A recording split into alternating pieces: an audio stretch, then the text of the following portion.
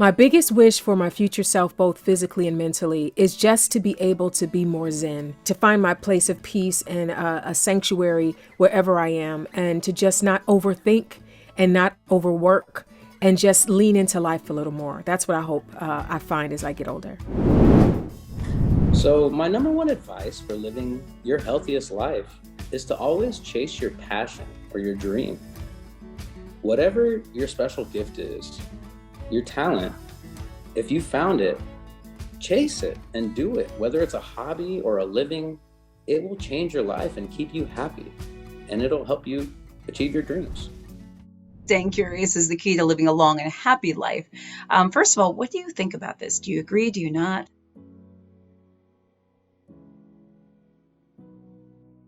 I love this. I am a huge fan and advocate of being curious. I've always said the minute somebody says that they know something, run in the opposite direction.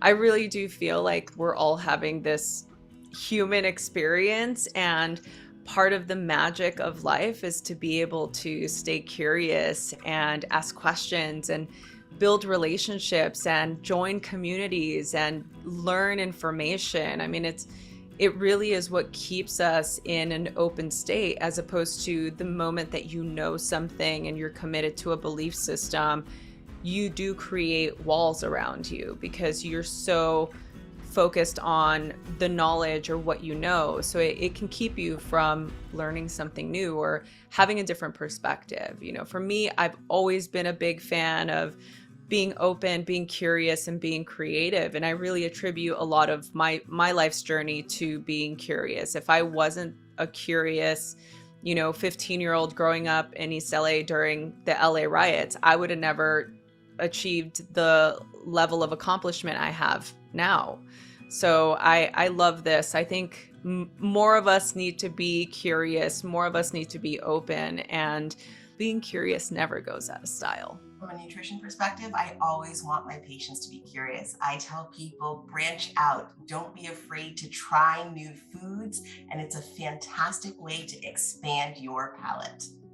Self-improvement means to me that you feel safe enough to speak the truth to your purpose and intention and the truth of who you are, and that you are wanting to deepen into that realization of yourself and how you want to show up in the world and how you want to connect with others.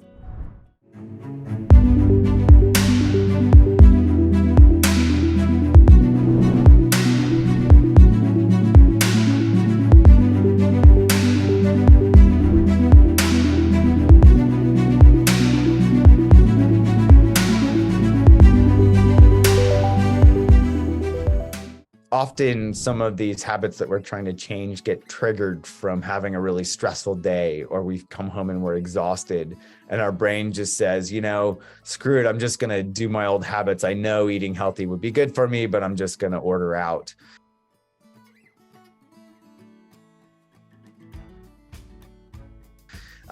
These can be great opportunities for us to bring curiosity in and ask ourselves, what do I truly need right now versus what do I want? And that curiosity can help us open up and take care for ourselves and say, look, yes, you did have a tough day. Is eating a pint of ice cream actually caring? Is that self-care or is that self-indulgence? And so the curiosity can help us notice where we might be moving, which is often, say, if we're a stress eater, toward the refrigerator or the freezer, and pause and just say, oh, there's that habit again.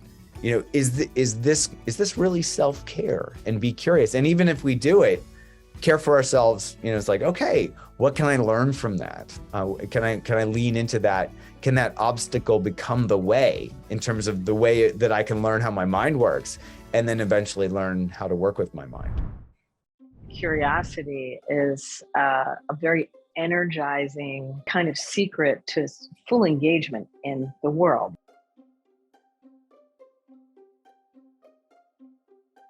If we're curious, we are always learning, we're looking to learn, we're taking in new information, we're stimulated, you get out of boredom, nothing is complacent. It's like there's endless amounts of things to learn.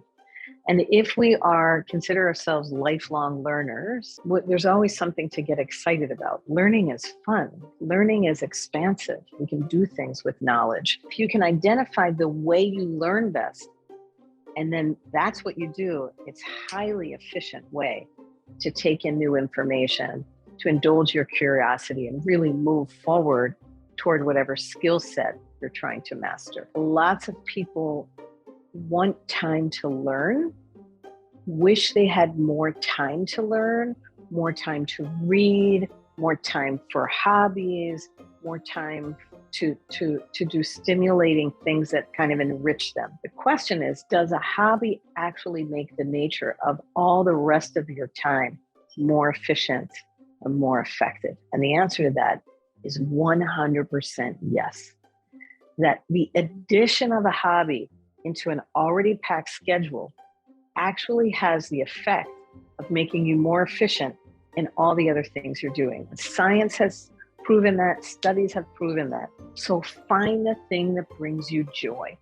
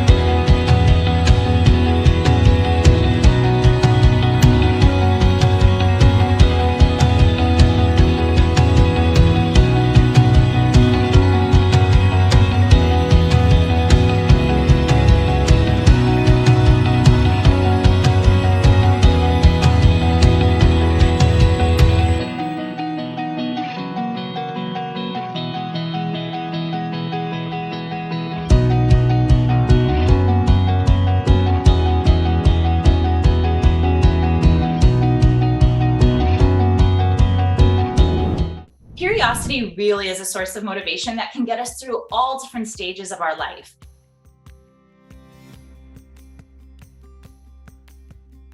What research finds is that as people go through their life, at first they're looking for information. They want to learn the tools of their trade so that they can have the fabulous career that they've hoped for. But as we go through life, that sort of shifts. That want for information, for knowledge, and for power sort of dies off, and instead we prioritize emotional goals, interpersonal, social contacts. That's where we find happiness. And what curiosity can do is help us at both stages of that spectrum. Curiosity and keeping an open mind, ridding ourselves of that word failure, of the fear of failure. That's what sets us back or holds us back from trying out new spaces. Curiosity comes when we shed ourselves of feelings of embarrassment. Yeah, we might feel embarrassed if this opportunity for advancement falls short of our expectations, or if this conversation goes nowhere. We might have a great conversation through it, we might have a good story to share later on, or we might actually learn something really valuable that expands our self-concept, what we think of who we are and what's possible for ourselves in the future.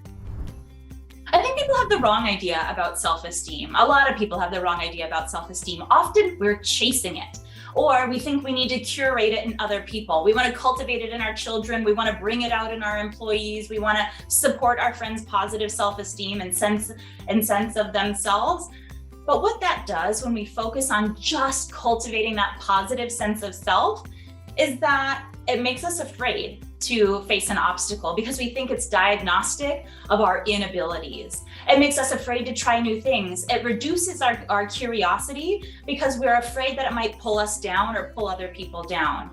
So instead of shooting for positive self-regard, we might try to fold in a little bit of a search for truth. If I learn where my weaknesses are, I try to not tell myself that this is the space that I shouldn't enter, that this means I'm not this kind of person. Instead, it means, hey, here's where you should spend your time. Here's where you can invest resources to grow. And rather than being afraid of receiving that feedback that may hurt a little bit in the moment, we can celebrate it. We can thank the people who give us that kind of information because it can help us direct our efforts most effectively.